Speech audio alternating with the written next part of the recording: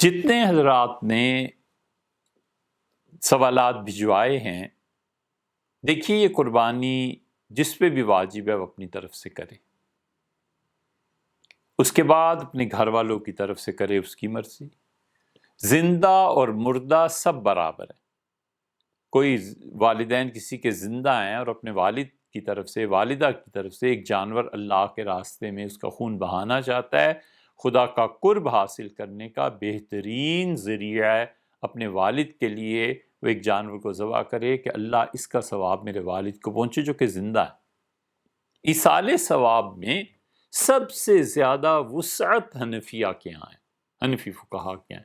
اسی طرح کوئی آدمی حضرت رسالت پناہ صلی اللہ علیہ وسلم کی طرف سے قربانی کرتا ہے تو ان ایام میں صدقے سے افضل یہ ہے کہ وہ قربانی کرے، کیونکہ قربانی کے دنوں میں اللہ کا قرب حاصل کرنے کا سب سے بڑا ذریعہ خود رسول اللہ صلی اللہ علیہ وسلم فرمایا کہ دیکھ لو یہ خون جانور کے خون کا بہانا ہے۔ اسی لیے صاحب مغنی ابن قدامہ رحمۃ اللہ نے تحریر فرمایا کہ اگر صحابہ کرام اور خلافت راشدہ اور خود رسول اللہ صلی اللہ علیہ وسلم یہ جانتے ہوتے کہ ان دنوں میں صدقہ کرنا قربانی سے افضل ہے تو صدقہ کیا کرتے ہمیشہ، انہوں نے ہمیشہ قربانی کو ترجیح دی۔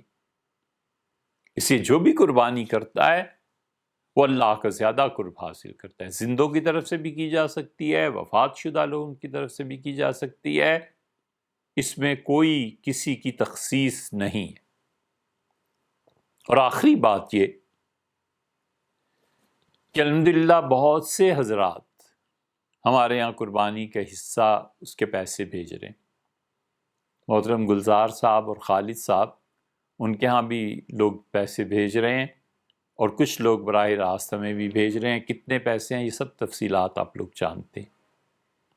آپ سے درخواست یہ کرنی ہے کہ پچھلے 4-5 مہینوں سے اتنے زیادہ خاندان ہیں کہ پیٹ بھر کے کھانا نہیں کھا سکے، کہاں یہ کہ وہ لوگ گوشت کھاتے۔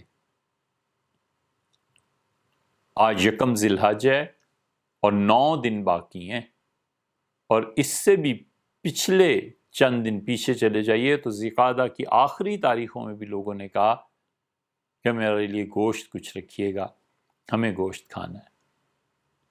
یہ ضرورت ہے، بہت بری حالت ہے، بھوک عام ہو گئی ہے۔ آپ قربانی کریں، قربانی سے نہ ہٹیں، اور یہ گوشت آپ کے اگر زیادہ ضرورت کا نہیں ہے تو اس کو یہاں بھیج۔